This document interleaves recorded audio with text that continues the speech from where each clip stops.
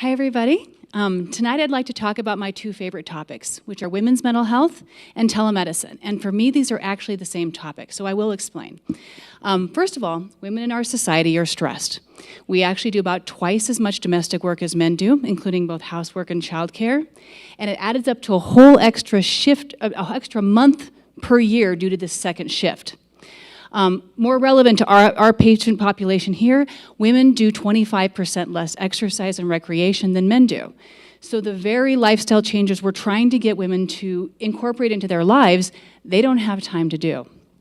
And because of all these stressors, along with other factors, women are twice as likely to suffer from the most common mental illnesses, being both depression and anxiety disorders. And so what can we do about this? Obviously, there are big societal issues. We'll keep working on those. But as doctors, what can we do right now? I think it makes sense to start with moms because they tend to be the hardest hit. And I think it really makes sense to start with new moms. We've found that 15% of new moms suffer from postpartum depression, which is about over 500,000 American women. So Dr. Settle and I just recently put out an article in the Psychiatric Times on the evidence-based treatment for integrative treatments for perinatal depression. And what we found was that there's really good evidence actually for exercise, for yoga, and for group models. There's decent evidence for omega-3 fatty acids and massage, and a whole emerging evidence base for a whole bunch of other techniques. I'd encourage you to go check it out online for free, because tonight we are not going to focus on what we can offer to these moms, but I want to talk about how we can offer it. So imagine that you're a new mom who finally decided to go get some help for your postpartum depression. And first you have to bundle the baby up and go out in the cold, especially here in Colorado. You have to find someplace else to take your toddler or your preschool, or maybe get grandma to watch them, get a babysitter, or drag them all to the office with you. Then you drive across town, find parking, juggle that huge baby carrier across the icy parking lot, so you can be in a crowded waiting room with your toddler who needs a nap, and your baby who's probably hungry, and a whole dozens of people who are just waiting to share their germs with your brand new baby.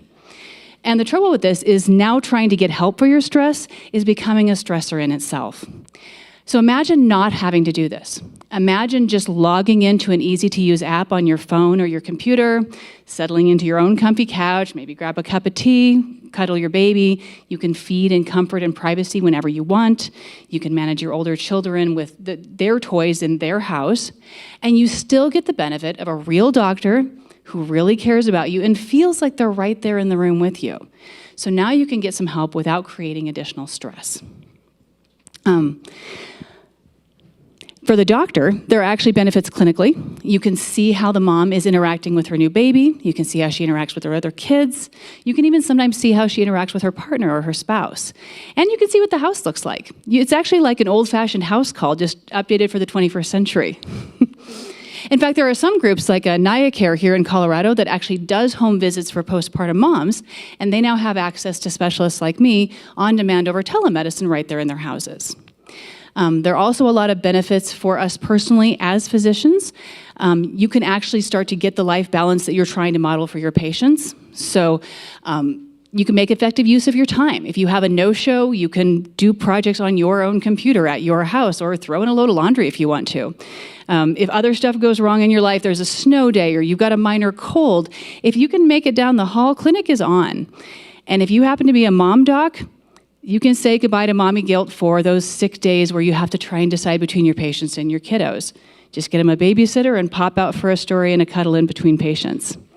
I also find it really helpful for when loved ones really need you. So you've got a seriously ill family member who needs some help, or your best friend just had a new baby. You can actually literally be there for them because you practice over telemedicine. For me personally, there isn't much I would trade for that level of connection and peace of mind that telemedicine has created for me. The biggest question I usually get about it is, does it feel like a real relationship? Is this somehow substandard or not as good as in-person care? And so I wanted to show you something. This is my little stuffed doggy, and this is my pretty bracelet. These were gifts that I got from the public mental health clinic that I used to work at, from patients there. So these were low-income women who didn't have a lot of disposable money and decided that I mattered enough to them that they wanted to say goodbye with a present. And they mattered to me, and I mattered to them, and yet we had never set foot in the same room together. So what telemedicine does is it creates real relationships that support real people who just happen to have a little screen between them, and I think that benefits everyone. So I'm happy to answer questions afterwards or on the Practice Accelerator forum on Facebook, and thank you so much, James, for this opportunity.